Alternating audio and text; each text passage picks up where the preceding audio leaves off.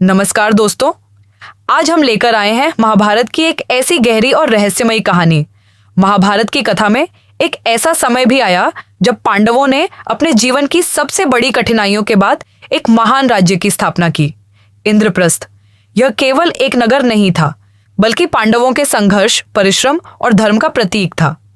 आइए जानते हैं इसकी रोमांचक कहानी। हस्तिनापुर में पांडवों और कौरवों के बीच तनाव दिन ब दिन बढ़ता जा रहा था। दुर्योधन के मन में पांडवों के प्रति ईर्ष्या और द्वेष भरा हुआ था। उसने पहले लाक्षागृह की साजिश रची, लेकिन पांडव बच निकले। फिर द्रौपदी स्वयंवर में अर्जुन ने विजय प्राप्त की और द्रौपदी पांडवों की पत्नी बनी। जब पांडव वापस हस्तिनापुर लौटे, तब जनता उनका स्वागत करने लगी। लोग युधिष्ठिर को भविष्य का योग्य राजा मानते थे। यह देखकर दुर्योधन और उसके मामा शकुनि के मन में जलन और भी बढ़ गई। एक दिन हस्तिनापुर की सभा में बड़े बुजुर्गों ने विचार किया कि पांडवों और कौरवों के बीच बढ़ते विवाद को कैसे समाप्त किया जाए। तब पितामह भीष्म, विदुर और गुरु द्रोण ने राजा धृतराष्ट्र को सलाह दी।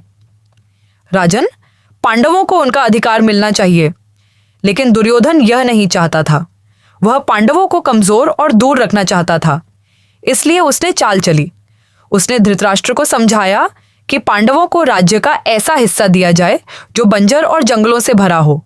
धृतराष्ट्र ने पांडवों को बुलाकर कहा, वत्सों, तुम्हें खांडवप्रस्थ नामक भूमि दी जाती है। तुम वहां अपना राज्य स्थापित करो।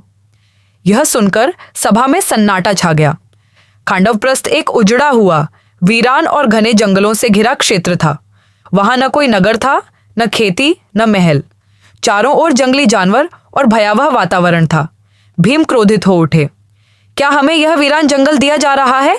यह तो अन्याय है। लेकिन धर्मराज युधिष्ठिर शांत रहे।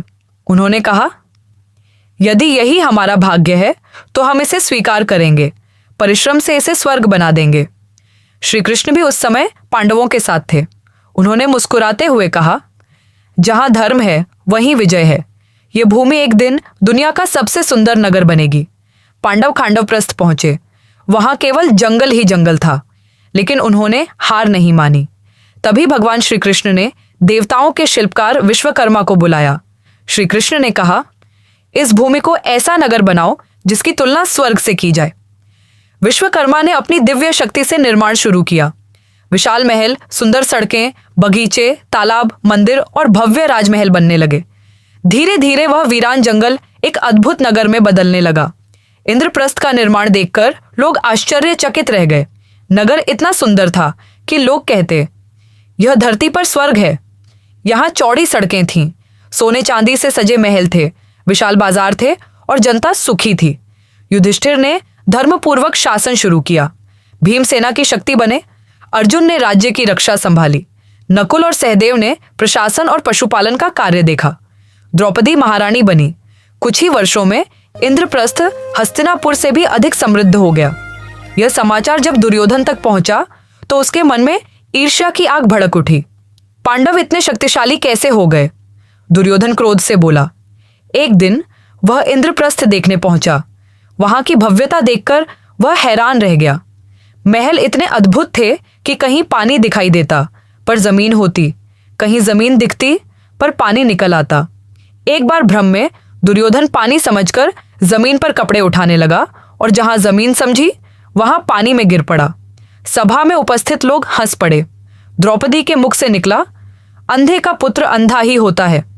यह अपमान दुर्योधन के हृदय में तीर की तरह चुभ गया।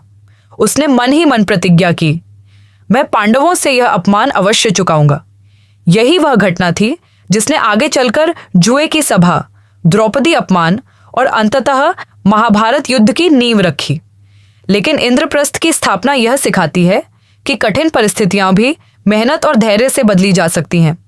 पांडवों ने एक वीरान जंगल को अपने परिश्रम से स्वर्ग बना दिया। सीख, जो व्यक्ति कठिनाइयों से डरता नहीं, वही अपने भाग्य को बदल देता है। पांडवों ने अन्याय सहकर भी हार नहीं मानी और अपनी मेहनत से इतिहास रच दिया।